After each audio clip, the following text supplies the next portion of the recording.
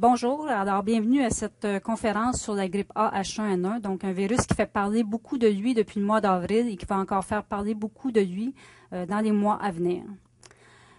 Le virus de l'influenza, il y en a trois types. Il y a l'influenza A, l'influenza B et l'influenza C. Aujourd'hui, on va seulement parler de l'influenza A parce que c'est le virus qui cause des grandes pandémies. Le virus d'influenza, c'est un virus ARN, donc c'est un virus qui est reconnu pour faire des erreurs lors de la réplication de son propre code génétique. Ce que ça veut dire, c'est qu'il va faire des substitutions, des délétions lorsqu'il reproduit son code génétique, ce qui fait qu'à chaque année, le virus est un petit peu différent du virus des années précédentes et c'est ce qui cause des épidémies de grippe d'année en année. Vous voyez dans le génome à l'intérieur du virus qu'il y a 8 segments libres. Alors, ces segments-là peuvent s'échanger entre deux virus qui se retrouvent dans une même cellule infectée.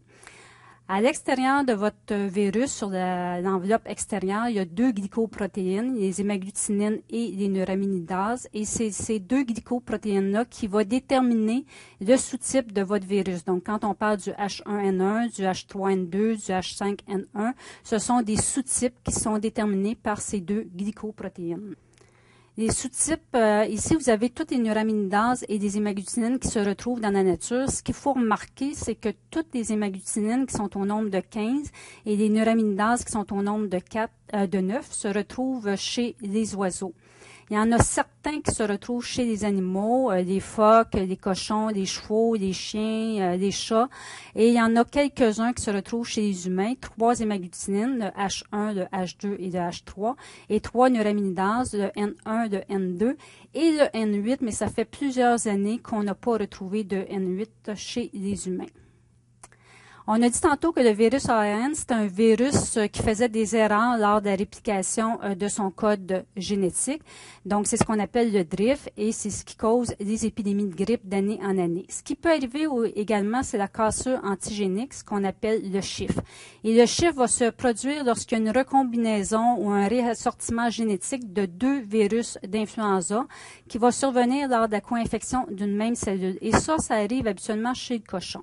Alors, qu'est-ce que le cochon a de spécial? C'est qu'au niveau de sa gorge, il a des récepteurs qui lui permettent de recevoir autant les virus humains que les virus aviaires. Et en plus, le cochon a ses propres virus de l'influenza, ce qui fait qu'il y a 3 types de virus d'influenza qui peuvent se retrouver dans une même cellule chez le même individu qui est le cochon. Et à ce moment-là, il y a un échange génétique qui se fait entre les virus et le virus qui va être produit. Ça va être un virus qui est très, très différent de ce que l'on connaît. Donc, nos systèmes immunitaires ne sont pas prêts à se défendre contre un tel virus et c'est ce qui cause les pandémies. Quand on parle d'épidémie, de pandémie, alors ça correspond à un nombre plus élevé de cas que le nombre attendu pour une certaine période de temps. La différence entre une épidémie et une pandémie, c'est qu'une épidémie, ça se produit dans un endroit bien circonscrit sur la planète, tandis qu'une pandémie, ça se passe à l'échelle de la planète. Et c'est ce qu'on a présentement avec la grippe A H1N1. On en trouve en Amérique du Nord, en Amérique du Sud, on en trouve en Asie, en Europe et en Australie, donc, et même en Afrique. Donc, on en trouve vraiment à l'échelle planétaire. Maintenant, si on regarde les grandes pandémies qui se sont produites au 20e siècle, donc on a tous entendu parler en 1918 de la grippe espagnole, grippe qui avait été causée par un nouveau virus, le H1N1, qui avait directement sauté de l'oiseau à l'humain. Donc, c'est un phénomène très rare, mais c'est un phénomène qui s'est produit en 1918. Et cette pandémie a continué pendant 2 ans jusqu'en 1920 et le virus, lui, a continué à circuler jusqu'en 1957. En 1957, on a l'apparition d'un nouveau virus, le H2N2. Donc, le H2N2, c'est un virus qui provient de la recombinaison génétique de 2 virus, soit le virus H1N1 qui circulait à ce moment-là et un virus aviaire. Donc, ces 2 virus-là se sont rencontrés probablement chez le cochon, ont échangé de leur code génétique et ont produit ce nouveau virus, le H2N2, qui va causer la grippe asiatique. Alors, une fois que ce nouveau virus apparaît en 1957, il va écraser l'ancien virus, le H1N1, qui va disparaître.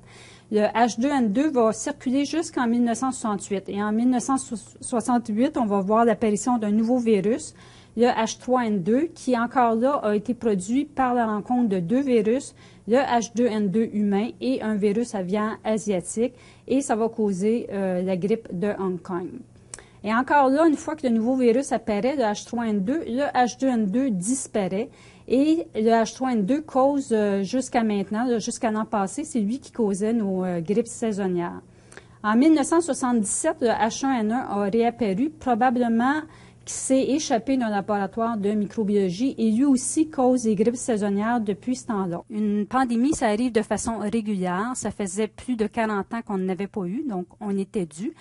Et ce qui arrive, c'est que quand un nouveau virus apparaît, absolument, il écrase l'ancien virus. Donc, est-ce que c'est ce qui va se produire dans les mois à venir?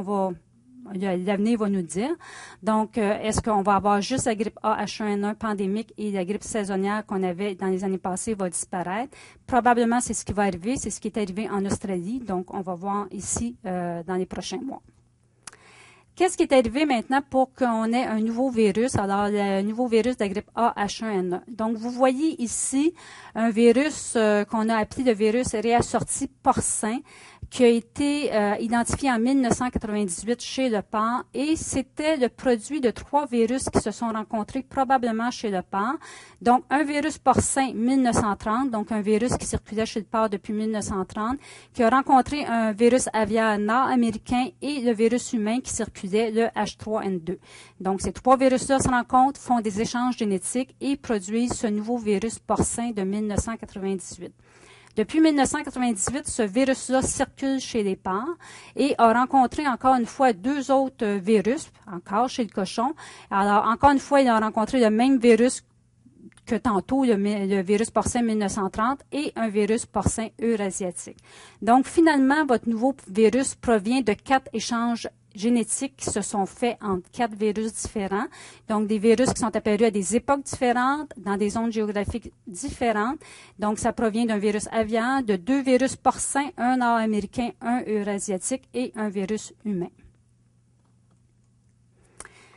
Maintenant, alors, des informations générales sur le virus. Alors, la période de contagion débute 24 heures avant l'apparition des symptômes et va aller jusqu'à 7 jours après le début des symptômes.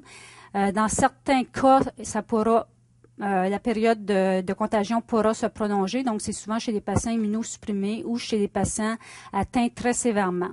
Le virus survit 5 minutes sur les mains, 8 à 12 heures sur les vêtements, les papiers et les tissus et 24 à 48 heures sur les objets inanimés. Les symptômes que les patients qui ont eu la grippe A H1N1 sont très semblables aux symptômes de la grippe saisonnière, c'est-à-dire la fièvre, la toux, la myalgie, donc de grosses douleurs musculaires, des céphalées, des maux de gorge. Et chez certains patients, on a également eu de la diarrhée et des vomissements. Les voies de transmission sont maintenant bien connues. Ils ressemblent beaucoup aux voies de transmission de la grippe saisonnière, c'est-à-dire par contact direct et indirect. De là, l'importance de bien se laver les mains avant et après tout contact avec les patients et après le contact avec l'environnement du patient. Ça se transmet également par gouttelettes, donc on parle de grosses gouttelettes qui vont être bien arrêtées avec le masque ordinaire. Et on dit que c'est un virus opportuniste aérien, c'est-à-dire que parfois il va prendre la voie aérienne pour se transmettre. Lorsqu'on produit des aérosols, et il y a 4 procédures qui produisent des aérosols, c'est la réanimation cardio-respiratoire, l'intubation, la bronchoscopie et l'aspiration des sécrétions en milieu ouvert.